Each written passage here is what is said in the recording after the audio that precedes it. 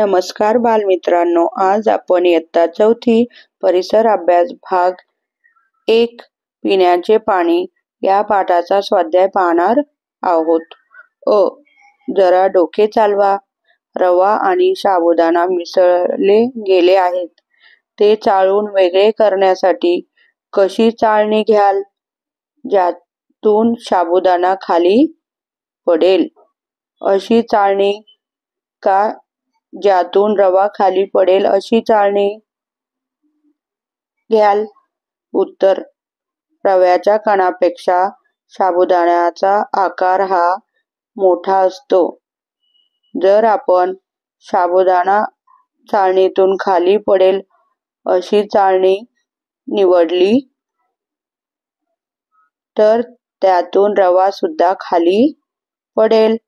म्हणूनच चाळणी निवडताना ज्यातून फक्त रवा खाली पडेल अशी चाळणी घेऊन जेणेकरून रवा चाळणीतून खाली पडेल आणि साबुदाणा चाळणीवर तसाच राहील. खालील प्रश्नांची उत्तरे द्या. 1. लिंबाचे सरबत कोणकोणत्या पदार्थाचे द्रावण आहे? उत्तर: लिंबाचे सरबत हे साखर, मीठ, पाणी आणि लिंबाचा रस या पदार्थाचे द्रावण आहे. प्रश्न दुसरा. पाणी स्वच्छ व पारदर्शक दिसत असेल तरी ते पिण्यासाठी चांगले असेलच असे नाही. याचे कारण काय? उत्तर: पिण्यासाठी वापरण्यात येणारे पाणी स्वच्छ आणि पारदर्शक दिसत असले तरीही त्याचा पिण्यासाठी वापर करणे योग्य असेलच असे नाही. कारण स्वच्छ आणि पारदर्शक दिसणाऱ्या पाण्यातही सूक्ष्मजीव असू शकतात. 3. सरबत करताना साखर लवकर विरघळण्यासाठी आपण काय करतो? उत्तर: सरबत करत असताना साखर लवकर विरघळण्यासाठी आपण चमच्याने ढवळतो. 4. तेल पाण्यात बुडते की पाण्यावर तरंगते? उत्तर: तेल पाण्यावर तरंगते.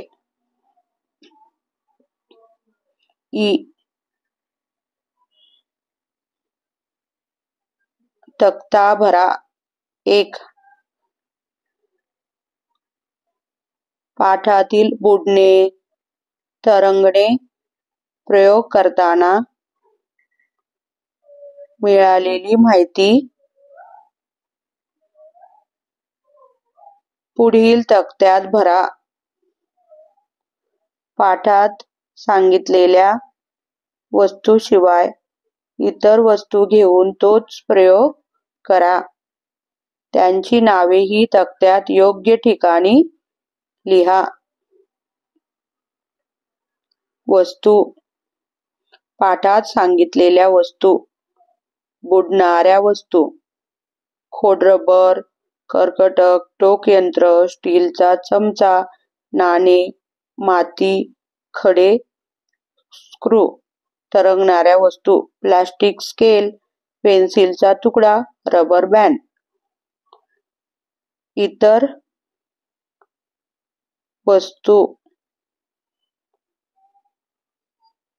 बुडणाऱ्या वस्तू: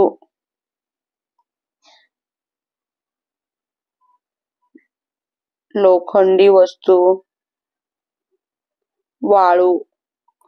तरंगणाऱ्या वस्तू: फुगवलेला फुगा, झाडाचे पान. प्रश्न दुसरा. याचप्रमाणे पाठात दिलेल्या विरघळण्याचा प्रयोग आपण आणखी काही पदार्थ घेऊन करा. वरीलप्रमाणे विरघळण्याच्या प्रयोगासाठी एक तक्ता तयार करा. विरघळण्याविषयी तुम्हाला मिळालेली माहिती त्यात मांडा. वस्तू: पाठात सांगितलेल्या वस्तू. बुडणाऱ्या वस्तू: मीठ, साखर, मध, तुरटीची पूड, सोडा. तरंगणाऱ्या वस्तू: गव्हाचे पीठ, लाकडाचा भुसा, हळद पूड, तेल. रिकाम्या जागा भरा: साखर, मिठासारखे पदार्थ पाण्यात टाकून ढवळल्यावर टिंब होतात. दिसेनासे होतात. 2. पाण्यात एखादा पदार्थ विरघळल्याने बनलेल्या मिश्रणाला टिंब म्हणतात.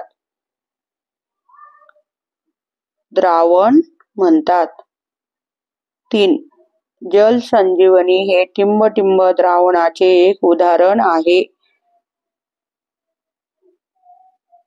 उपयुक्त द्रावणाचे एक उदाहरण आहे. 4. सर्वच सूक्ष्मजीव उपयोगी नसतात. काही सूक्ष्मजीव शरीरात शिरल्यास टिंब होऊ शकतात. आजार होऊ शकतात. 5. तरंगणाऱ्या वस्तू पाण्यापेक्षा टिंब असतात, तर बुडणाऱ्या वस्तू पाण्यापेक्षा टिंब असतात. पाण्यापेक्षा हलक्या असतात, तर बुडणाऱ्या वस्तू पाण्यापेक्षा जड असतात. 6.